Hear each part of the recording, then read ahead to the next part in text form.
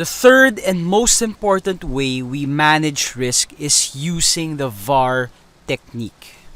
A VAR, or value at risk, is pretty much a percentage or a predefined percentage that a trader sets for themselves. And what this percentage simply means is that it represents the maximum percentage of a trader's total equity or total portfolio that they are willing to risk per single trade that every trader pursues. For retail traders in general, we recommend a VAR in between 0.5% and 1.5%.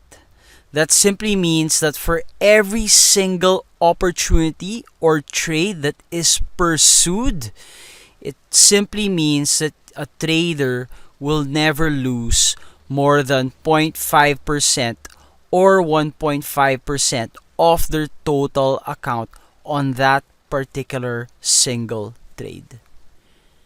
After you've predefined your VAR or value at risk, then the next important step is that it allows you now to compute your optimal position size using the following formula.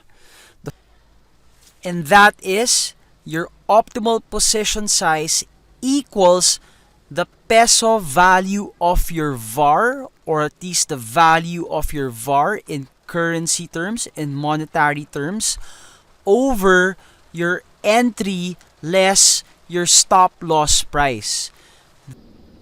And that will give you your optimal position size expressed as the maximum number of shares you can buy for that particular stock. Computing it this way ensures that when you're wrong, and as we just learned, most traders are wrong 30, 40, 50, sometimes even 70% of the time. If you're wrong, it means that when you cut losses, you cut loss right at the maximum amount that you're willing to lose as expressed as a percentage of your portfolio.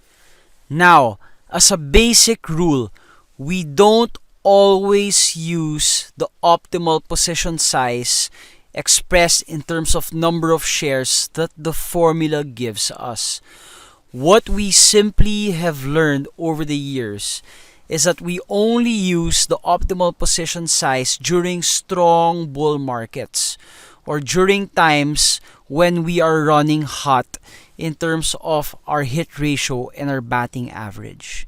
During times when our hit ratio or our batting average goes down, what we usually do is that we reduce the optimum position size that we get from the formula by 1/2 or sometimes even by 3/4.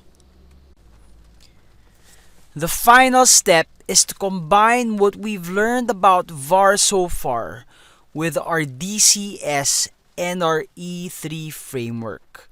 To illustrate, this is how that looks like.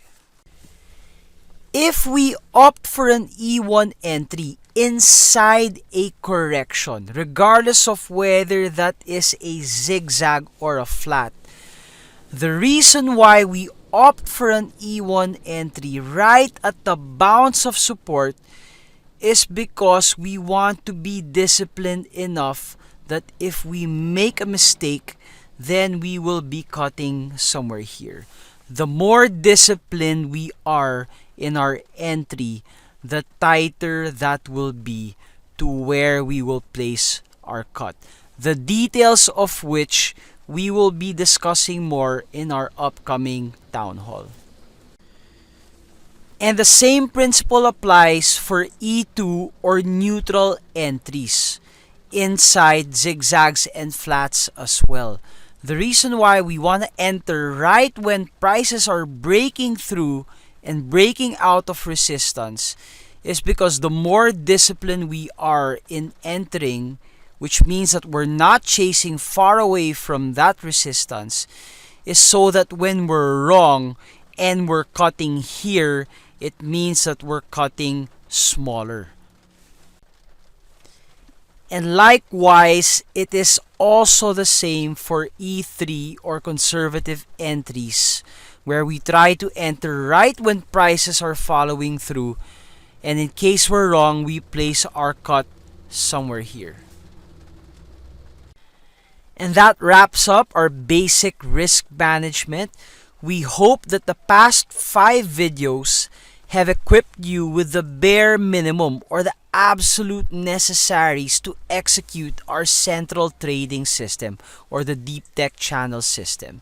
We hope to see you in some of the more advanced videos, and hopefully you will also be able to discuss in more depth and in more detail everything we've talked about so far in the upcoming town hall. We hope to see you guys.